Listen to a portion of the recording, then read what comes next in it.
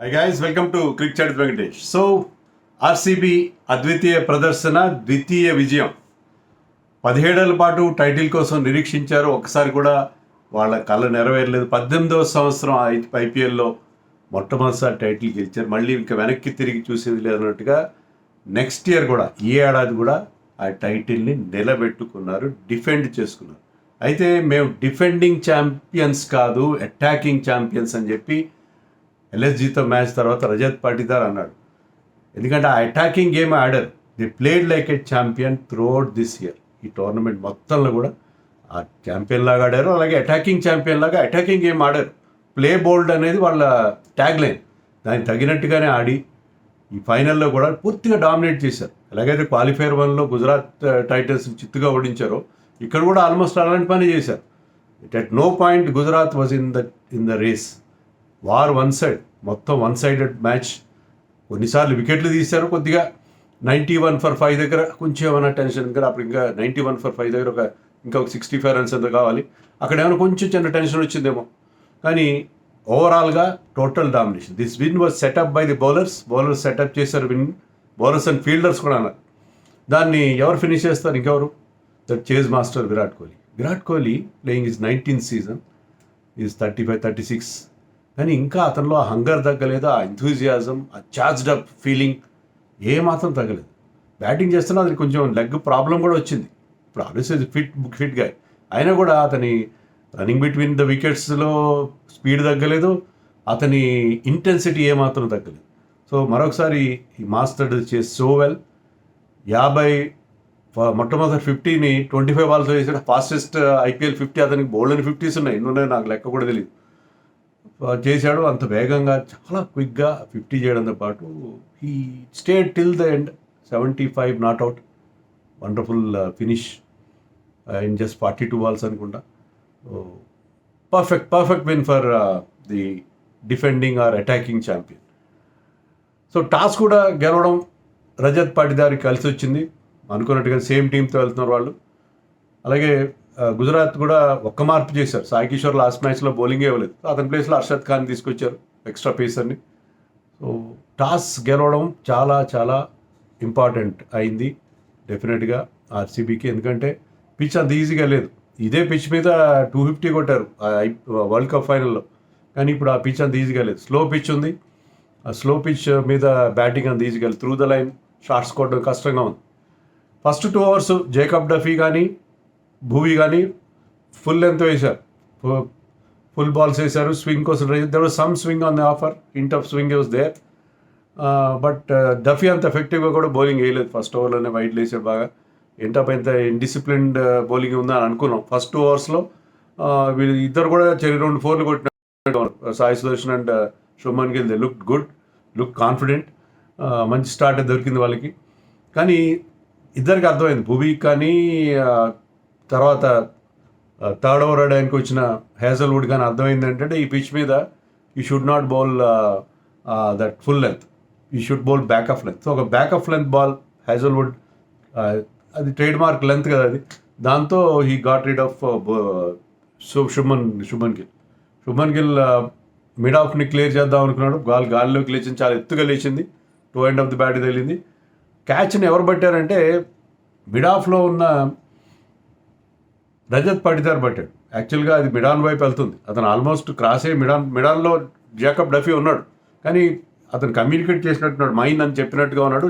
Duffy ఆగిపోయాడు. So there was no misunderstanding and 19 meters పరిగెత్తుకుంటూ వెళ్ళి ఆ క్యాచ్ పట్టుకుని Rajat Patidar. They took all the catches. Bowling బాగుండడం పాటు క్యాచ్లు పట్టుకోవడం. ఒక్క క్యాచ్ జోర్డన్ కాక్స్ పట్టుకున్నాడు, అది పట్టుకునే ప్రయత్నంలో నేలకు తాకింది. వాషింగ్టన్ సుందర్ ఇచ్చిన క్యాచ్, అది మినహా they took all the catches and they fielded well, they bowled well with lot of discipline. అందుకే they restricted Gujarat to just 155. ఇదే స్కోర్ 155. ఇదే గ్రౌండ్లో ఈ రెండు టీమ్స్ మధ్య మ్యాచ్ జరిగినప్పుడు లీగ్ మ్యాచ్, దాంట్లో ఆర్సీబీని 155కి వాళ్ళు రెస్ట్రిక్ట్ చేశారు. మళ్ళీ ఇప్పుడు అదే స్కోర్కి గుజరాత్ రెస్ట్రిక్ట్ అయింది. సో గుజరాత్ ఎప్పుడైతే ఇద్దరు ఓపెనర్స్ అవుట్ అయిపోతుంది నెక్స్ట్ ఓవర్లో భువి కూడా అలాగే.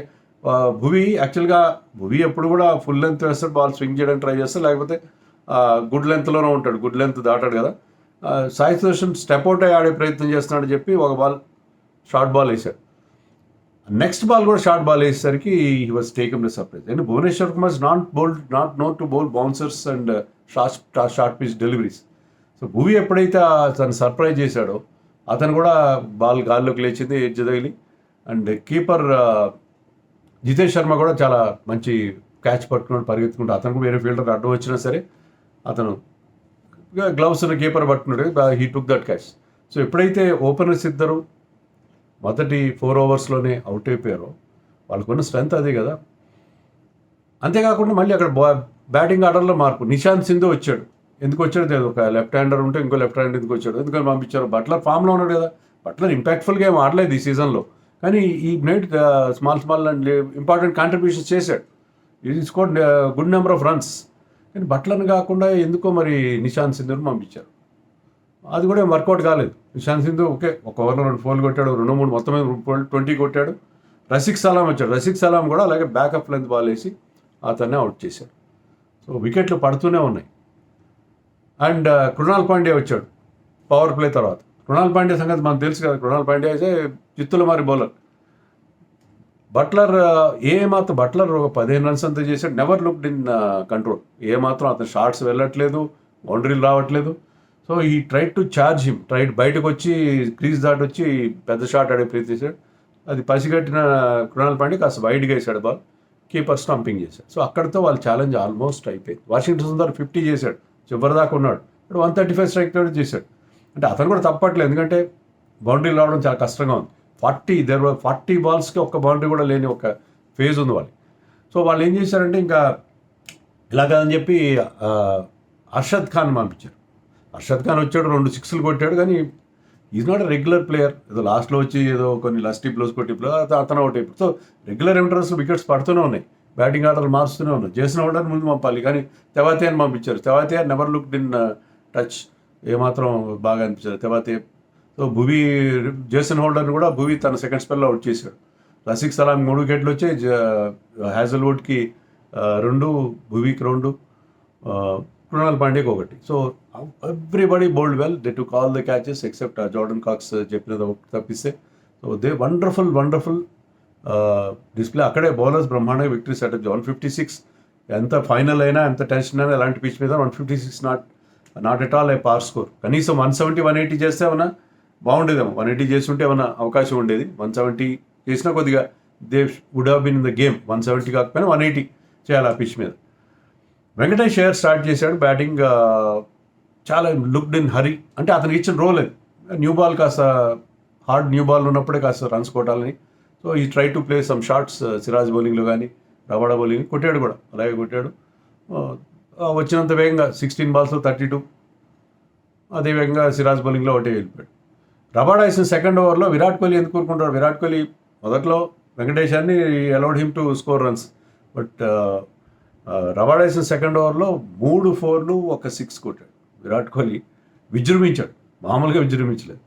విజృంభించేసరికి సరే పవర్ ప్లేలోనే వెంకటేష్ అవుట్ అయిపోయాడు. బికాస్ మరో పెద్ద షాట్ కొట్టిపోయి సిరాజ్ బౌలింగ్లో అవుతాడు. నెక్స్ట్ ఓవర్లో లాస్ట్ ఓవర్ పవర్ ప్లేలో పడిక్కల్ కూడా 1 రన్ చేశాడు. అతను కూడా పెద్ద షాట్ వికెట్ తగిలి అది బ్యాక్వర్డ్ పాయింట్ బౌండరీ మీద క్యాచ్ వెళ్ళింది.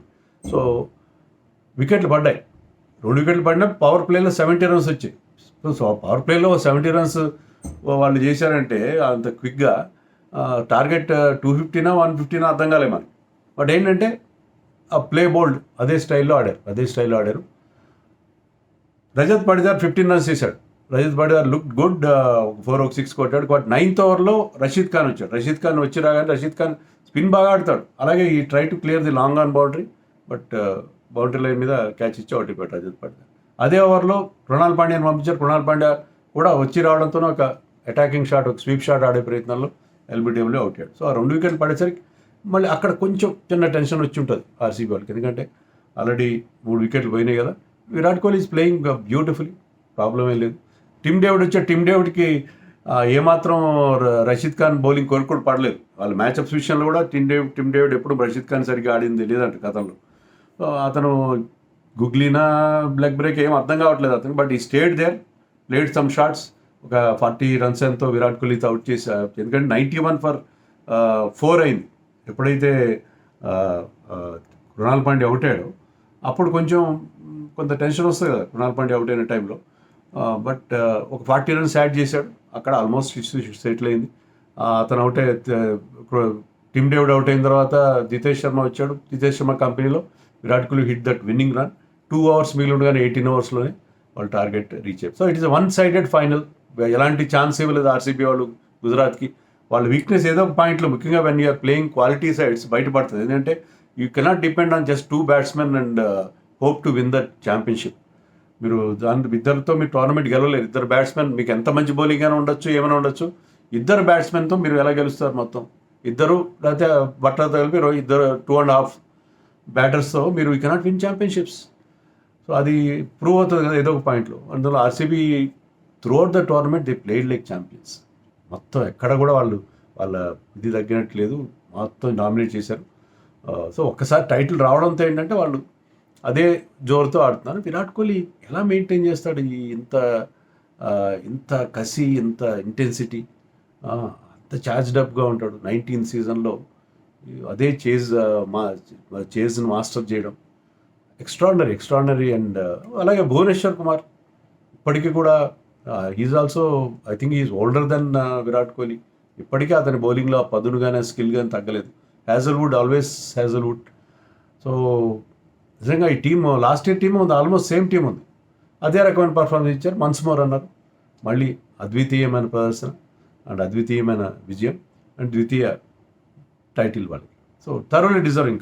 Congratulations RCB, have done a wonderful job. నిజంగా thoroughly deserve to win this tournament. And Gujarat next year కొద్దిగా వాళ్ళు బ్యాటింగ్ బలపరుచుకుంటే it's still a good side. ఇప్పటికి కూడా చాలా కన్సిస్టెంట్గా ఆడుతున్న team. But Shubman Gill and co they tried their best, but RCB was all over them కదా.